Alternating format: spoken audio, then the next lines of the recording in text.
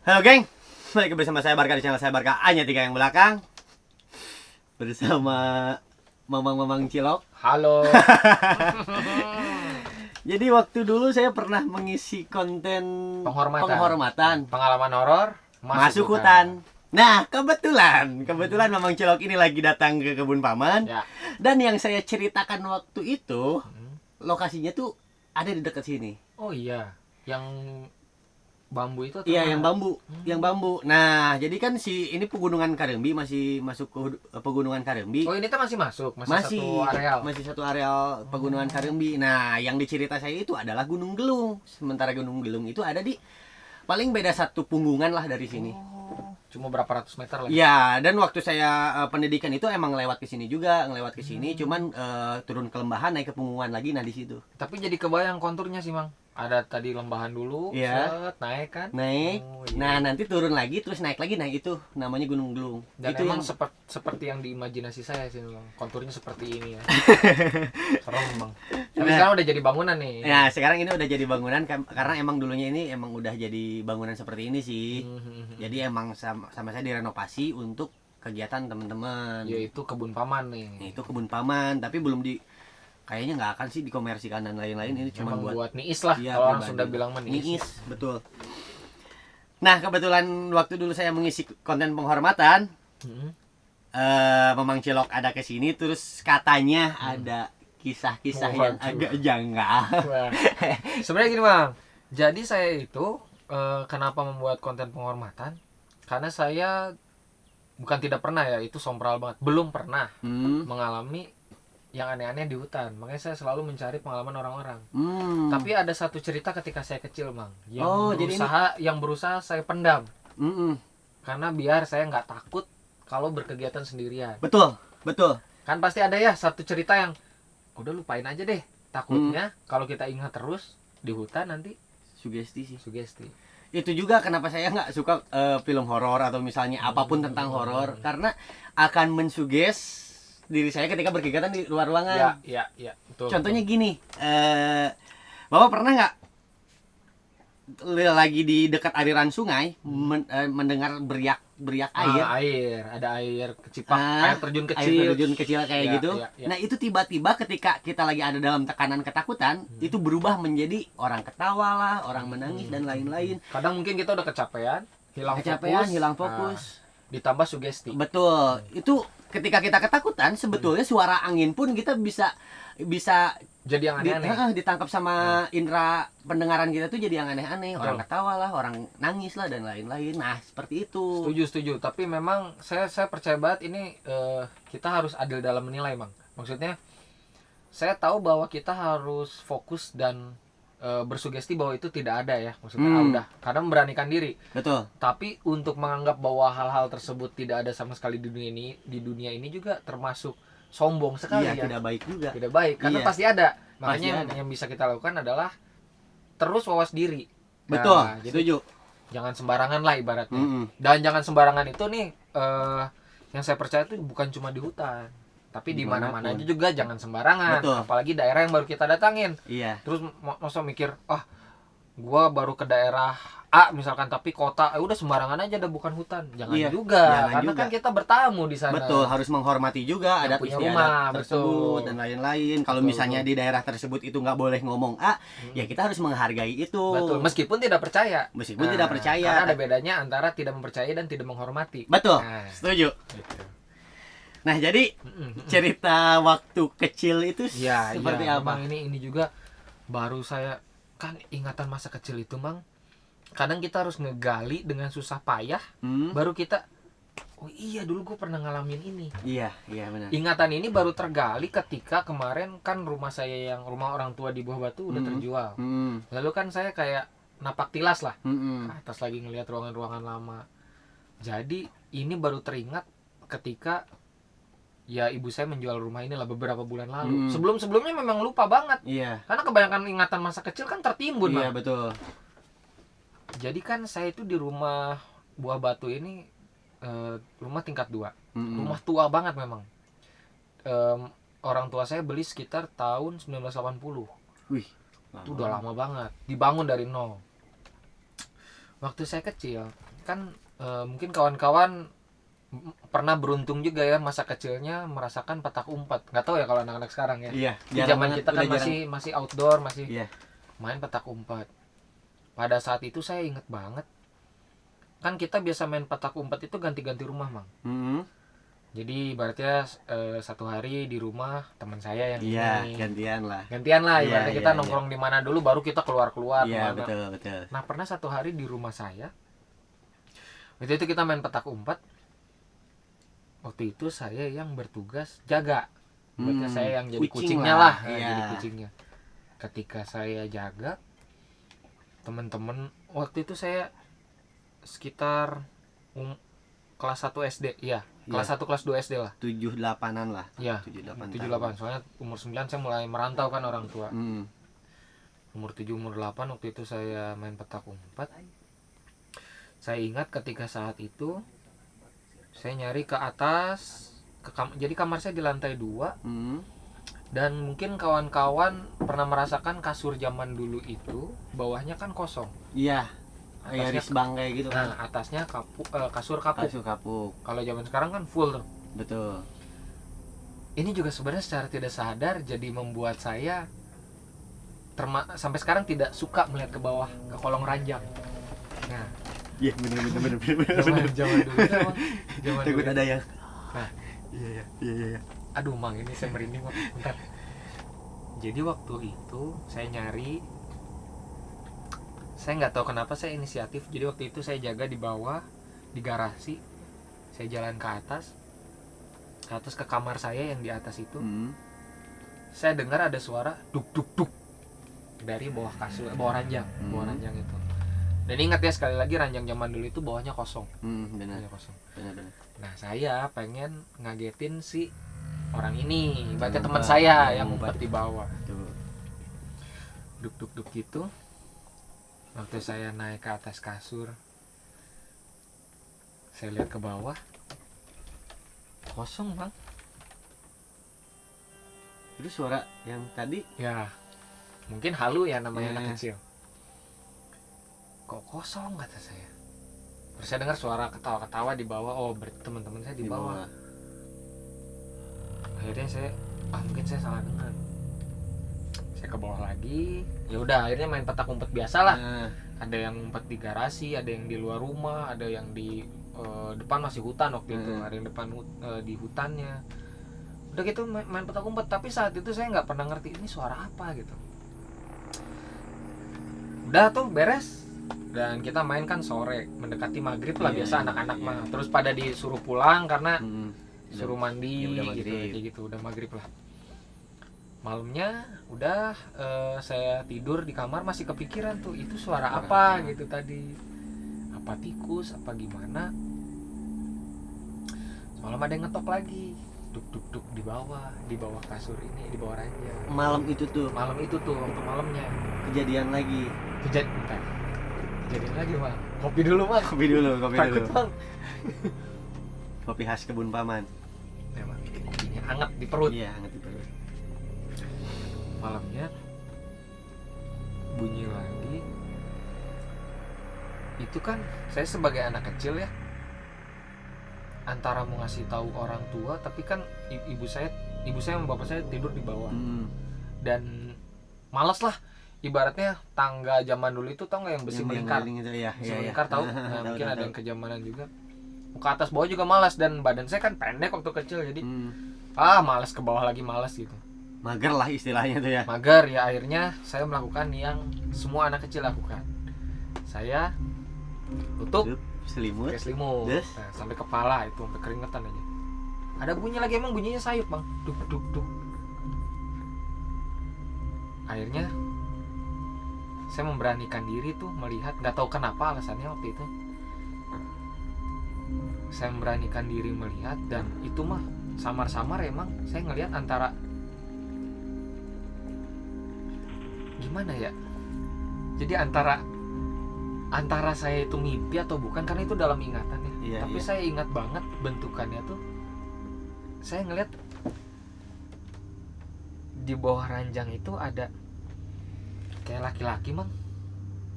Tapi cuma kayak pakai pampers, tau gak? Bukan pampers. kolor gitu. Kayak kolor gembung.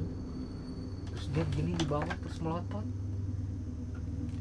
Tuyul. Wah, itu saya tapi tinggi, Mang. Kayak maksudnya kayak ukuran orang dewasa gitu. Saya langsung nangis sampai orang tua saya datang ke atas. Tapi nggak ada lagi dari situ. Saya baru ingat kemarin ketika mau pindahan, dan dari situ emang saya percaya banget ya hal-hal kayak gini tuh. Contohnya kemarin ada keponakan istri, dia kami ceritakan cerita horor sampai nangis, Mang. Diceritain, ya anak umur 6 tahun. Kami lagi cerita-cerita horor, dia nangis, besoknya lupa. Karena saya baru ngeh gitu, oh ternyata memang cara kerja anak kecil tuh menimbun. Iya, benar. Menimbun ingatan buruk gitu. Nah, benar. Tapi bukan berarti nggak bisa digali. Iya. Nah, kenangan itu tuh kayak kekorek kemarin waktu saya pindah rumah. Saya ingat ruangan ini udah jadi gudang. Emang ketika udah jadi gudang, kemarin saya merasa ini serem banget ruangan emang. Ketika udah nggak ada barang-barang atau misalnya barang-barangnya udah Barang-barang nggak udah tertata numpuk nih, ya. barang-barang udah tidak tertata rapi. Itu atas dari atap udah bocoran semua kan, udah air. ada lamat lanjah dan lain-lain. Nah, dari laba-laba. Ya gimana ya? Saya yang orangnya skeptis juga, yang nggak percaya, tapi ketika ngelihat, anjing, itu mah kayak gimana ya? Kayak dulu saya waktu kecil tidur di sini gitu. Nggak percaya itu bukan berarti tidak merasakan kan?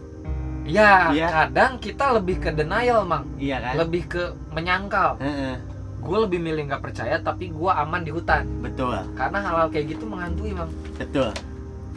Dan gimana ya? Itu salah satu hal waktu kecil emang yang berusaha saya redam banget lah. Tapi ya kemarin Sampai saya ingatannya kemarin muncul lagi. dan saya ingat bentuk itu yang memang sampai sekarang. Bukan sampai sekarang, sorry, waktu sekolah itu selalu saya, kan anak sekolah mah di belakang buku suka digambar-gambar. Iya. Saya tuh sering ngegambar sosok itu. Itu Laki-laki, telanjang, cuma pakai kayak popo kain. itu ya. Itu kan Rotot. yang digambarkan dari film-film atau misalnya dan dari gambar-gambar yang udah ada itu kan sosoknya sosok tuyul gitu. Nah, sedangkan yang kita tangkap si sosok tuyul itu kan kecil, kerdil dan lain-lain. Padahal kita nggak pernah tahu sosok tuyul itu seperti apa. Bisa aja berubah-ubah ya. Bisa aja berubah-ubah. Sosok Kunti seperti apa sih sosok Kunti? Nggak ada yang tahu Kunti itu bahwa apa sih namanya tuh, cewek berambut panjang terus pakai pakaian putih dan lain-lain. Nggak ada yang tahu, Pak. Maksudnya saya juga ya, saya cuma bisa menangkap bahwa orang-orang yang mengaku telah melihat Kunti itu telah didoktrin oleh gambar-gambar. Iya, budaya kita, iya. Ya, bentuknya seperti itu. Iya. Nah, itu adalah ketakutan yang mereka simpan, dan ketika mereka dalam tekanan ketakutan itu Terproyeksinya seperti itu. Itulah Kunti, itulah pocong, itulah tuyul dan lain-lain. Ya mungkin sosok itu juga nggak tahu sosok itu adalah jin dan lain-lain. Nggak tahu ya sampai sekarang, tapi yang dimediakan atau misalnya yang disebarkan gambar yang seperti itu ya tuyul yang pakaian pakai popok dan lain-lain. Mungkin ya.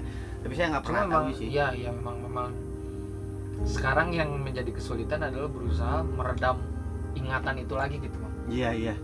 Maksudnya kan itu salah satu hal yang, waduh, gue nggak pengen inget gitu. Karena nggak ada gunanya diinget kan. Nggak ada gunanya, itu malah menyusahkan. Sering nggak Pak kalau misalnya lagi mendaki gunung terus malam-malam ingin buang air kecil atau terus misalnya di pinggir keluar pohon, ya, keluar dari tenda lah ya, keluar dari tenda itu berat banget untuk buka tenda karena ingatan itu. Nah itu benar, karena salah satu hal yang membuat kita jadi malas pipis itu selain dingin, Betul. itu adalah ya itu ketakutan seperti itu. Jadi seringkali mungkin bukan saya doang, Mang, habis pipis langsung lari lagi ke tenda. Lari-lari Itu padahal kadang betul ada kejar. sering nahan pipis. Iya, tapi yang keliru jangan sampai pipis di botol. Ya, itu salah, Jangan itu banget salah. dong. Itu salah banget. Mendingan keluar aja, beranikan diri. Atau Tapi enggak bangunin temen, minta anterin temen, jadi body system lah. Betul. Dan lain-lain. Itu Tetap, lebih baik. Nah, kalau nggak terlalu jauh, pastikan dia tetap bangun aja. Mm-mm. Jadi ada yang ngajak ngobrol. Tapi Iya. jangan pipis di botol lah, jorok. Udah jorok ditaruh sembarangan. Iya, selain jorok itu kalian saya yakin yang pipis di botol itu nggak bakalan dibawa pulang si botolnya. Iya, itu. biasanya dilempar kan. Nah, si ranger yang ada pembersihan gunung beberapa bulan sekali itu malas bawa pulang karena itu jorok. Maksudnya Jorok. itu air seni gitu. Art. Wah. Iya. Air art. Tapi memang yang kayak gitu jadi gimana ya? Kadang saya bukan kadang sih, jadi akhir-akhir ini kepikiran waktu di Latimojong kemarin kan sempat pipis malam-malam sendiri. Itu jadi imaji yang terproyeksi di kepala tuh, di balik pohon takutnya ada si laki-laki kurus pakai popok itu terus melotot gitu kayak gini. Itu kan kayak Iya kan? anjing. Kenapa harus Iya. jadi terkenang lagi gitu? Pasti itu pasti. Karena ingatan itu yang tertanam di kita. Pas kita dalam keadaan tekanan, kecapean lah atau misalnya apapun, Malah itu yang terpanggil ya di itu yang ingatan ya. terpanggil di ingatan yang bisa ditangkap oleh indera pendengaran, indera penglihatan, penciuman. Betul. Dan apa ya, secara tidak sadar mungkin itu jadi alasan saya juga sampai sekarang, sekali lagi secara tidak sadar ya. Jadi kalau membeli ranjang itu memang dilihat nggak boleh ada sekat bawahnya, Bang. Ya makanya sekarang saya cuma pakai kasur, udah langsung ke lantai. Iya. Atau kan Pakai zaman karpet. sekarang udah ada yang ketutup semua tuh. Secara nggak sadar itu tuh jadi tertanam, ngerti nggak, Bang? Kita Iya, nggak iya. sadar nih dari kecil pengalaman apa yang bikin kita terus repetisi untuk nggak mau ngulang lagi yang itu gitu. Betul. Baru saya ngerti, oh kenapa saya kalau pakai ranjang nggak mau yang ada sekat bawahnya bolong gitu. Iya. Mending yang ketutup sekalian atau ada lacinya sekarang. Iya, yang dipakai. Iya. Seenggaknya ada tertutup lah. Dan semua ranjang di rumah saya sekarang tidak ada yang bawahnya Tidak ada bolong. yang bolong. Ya karena itu, saya juga sama ngalamin juga ranjang seperti itu. Ngalamin ranjang seperti itu waktu saya rumah masih di daerah Rancakalong ya, daerah desa lah. Sama. Takut kalau misalnya tidur sendiri itu nggak berani. Harus Asli, ditemenin. pasti yang kebayang tuh di bawah. Iya, entah itu takutnya ada suara, entah itu takutnya ada sosok yang lagi tidur, pas kita lagi lihat langsung tiba-tiba kayak yang Bapak Gitu. lihat tadi kan. Anjing, makanya saya anjing langsung merinding gitu kan. Tapi saya rasa emang banyak yang anak-anak di generasi kita lah ya, merasakan lah Pasti. yang kasur ranjang yang bawahnya itu menakutkan banget. Iya, itu kan ada dua tipe, Pak. Ranjang itu ada yang pakai besi, ada yang pakai kayu, Kayu. Kalau saya yang kayu dan semuanya itu bersuara. bersuara, makanya Bersuara. itu yang pas duk itu siapa yang ngetop. Iya. Dan yang saya tuh tipenya ini, Mang, makanya tadi saya berusaha ngeliatin temen dari atas tuh karena depannya ketutup. Ngerti nggak? Jadi kaki depannya itu ketutup gitu, nggak kelihatan iya. semua. Jadi Cuman yang masuknya harus pinggir. dari pinggir. Iya. Nah, jadi saya pas dari atas nggak ada orang. Itu cocok banget lah ya buat orang bersembunyi di situ Bersembunyi, gitu. iya, betul. Nah, Betul. Jadi emang sangkaan kita tuh ada orang Pasti nih di sini. sembunyi di sini nih. Tapi saya pikir-pikir setelah saya baru menyadari gitu, anak kecil mana yang berani nyumput di bawah ranjang seperti itu ya? Kalau maksudnya kalau saya sendiri juga Saya juga yang enggak, umuran pasti segini takut sekarang ditarik juga atau enggak gimana. kan. Iya. Jangankan Nah. jangan kan gitu kita duduk aja ya di ranjang, duduk dengan kaki ke bawah aja itu udah kayak Suka takut ada yang gini loh. iya gitu. Hai. Pernah ada yang ngerasa? Jangan gitu, Mang. Jangan kan kayak gitu. Kalian pakai selimut, kakinya keluar satu. Keluar satu. Pernah nggak ada yang takut? Ada yang- Enggak. Itu enggak sih. Psikologis ya kayaknya. Psikologis ya. Iya. Kayaknya itu nyerang mental banget gitu. Bener. Tapi yang sampai sekarang saya pernah ditanya sama Risa jurnalis Jurnalis, ya. Saraswati, dia bilang gini, lebih menakutkan di hutan atau di rumah? Saya dengan tegas menjawab lebih menakutkan di rumah. Betul. Saya juga bakal menjawab tegas seperti Iya. itu. Ketika beliau bertanya kenapa bukannya hutan lebih gelap atau gimana? Kata saya, kalau kita takut di hutan, kita lari mencari langsung yang terlihat langit. Bagi saya itu sudah cukup menenangkan, Bang. Kita Iya. lihat langit nih. Oke, kita masih di ruangan terbuka. Vegetasinya Masih ada terbuka. cahaya Iya, dong. betul. Masih ada cahaya. Meskipun minim masih ada cahaya dari atas, dan itu menenangkan banget. Di rumah, apalagi rumah tua, itu kita terhalang koridor-koridor sempit, Bang. Iya. Iya, setuju. Iya kan? Setuju. Kalau mau ngelihat apa-apa nggak bisa kemana-mana. Nggak bisa kemana-mana. Kita harus balik lagi ke situ lagi. Harus Ke situ balik lagi. situ lagi. Makanya kalau disuruh milih lebih takut di hutan atau di rumah, saya lebih takut di rumah, apalagi rumah tua. Itu sih emang beda auranya. Itu Bang cerita saya, Bang. Gokil Baru nih sih. pertama kali saya ceritakan nih. Gokil sih. Salahnya Emang waktu di Jawin dulu kan, Jawin pernah nanya juga. Waktu itu saya belum terpanggil belum ingatannya. terpanggil karena emang belum balik lagi ke rumah itu. Belum ke rumah itu lagi.